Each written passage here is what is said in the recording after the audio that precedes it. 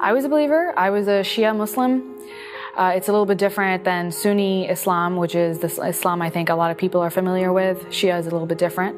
It's the kind they practice in Iran.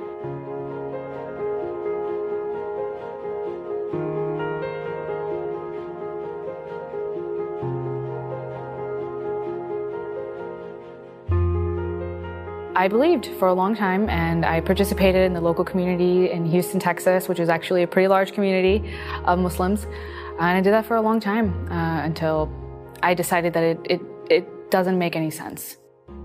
Philosophy made a big dent, thinking about just morality and how do we get certain concepts and how do we determine right from wrong. As soon as I started looking into what Islam really wanted out of me and what they wanted me to believe, I thought that a lot of this just doesn't feel good or moral or right. So that was, I think, the first thing that I started thinking about before I left. Islam is a gendered religion in the sense that if you are a Muslim woman and you're a Muslim man, you're going to practice Islam very differently. Those mean very different things to you. What it means to be a good person is two very different things because those roles are set out for you pretty early. That was something that fundamentally didn't feel right to me at my core, especially since I grew up in the West. So I could see that there were people who lived a more egalitarian life, and that felt on a very deep level more fair, more correct. And so then when I started to look into that, especially the role of women in Islam, I found it to be something that was quite harmful to a lot of women and allowed for a lot of oppressions to go on. Well, it's interesting because I believe that too. When I was a Muslim, I was told that Islam liberated women, that it was the best religion for women, and when Muhammad came, he gave women rights that they never had before. And I believed that, I bought that, and I thought that by making me cover up or encouraging me to cover up, they were protecting me from the evils of the world, and that's because I was special. I was something, that's how they phrase it anyway, that you are particularly special, and that's why you are covered up, like a diamond, they say. So I actually felt that Islam was good for me until I really started looking into the specifics of it. I started looking into what a woman's worth is. For example, there's a lot of specific parts of Islam that dedicate, 2 witnesses that are female for every 1 male in court.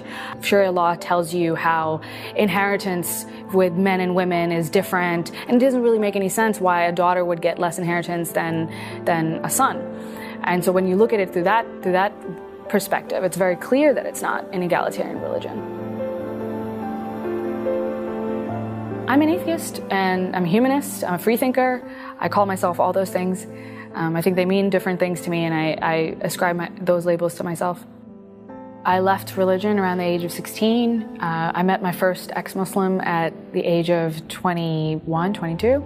And then we decided that it'd be good to start an organization where other people can see the benefits of meeting people like them and having that support. And so we started the Ex-Muslims of North America.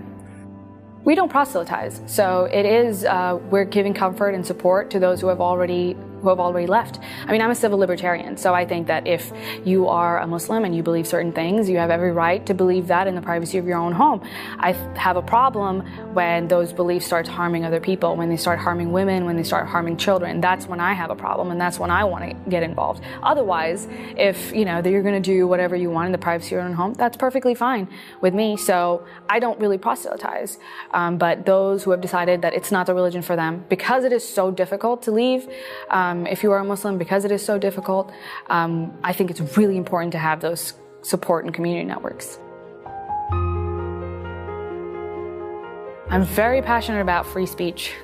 And it's especially important, I think, now when we're talking about Islamophobia and we're talking about hate speech and how criticism of Islam can be construed to be hate speech. Some people believe that. I don't.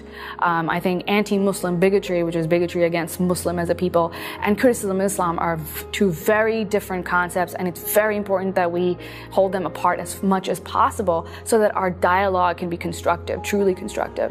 And there's so many people who want Islamophobia to mean, and so many Muslims especially, who want Islamophobia to mean criticism of the religion as well, not just the people. They want to conflate those two terms because it's good for them. They don't want people to talk about their faith in a negative way. And I think that's just such a harmful way of continuing. So I want to encourage people not to use terms like that and openly criticize all bad ideas.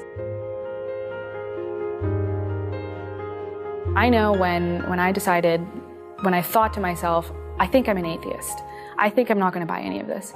It felt like a weight was just lifted off my shoulders, and the world felt like a bigger and more beautiful place immediately. I mean, it was shocking, and it was kind of scary because now there was this chaos that didn't exist when my world was ordered in the way that Allah wanted it to be. But when I removed that burden from my shoulders, it was just such a more exciting place to be in, and it made some of the harmful aspects of leaving religion a little bit easier to bear.